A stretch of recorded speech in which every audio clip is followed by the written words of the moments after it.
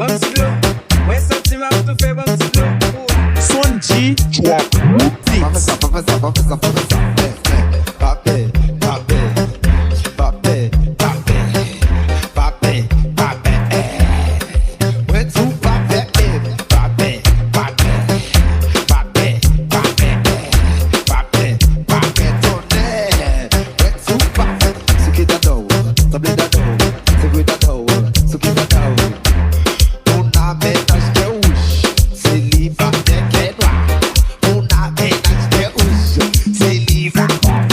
Son G Drop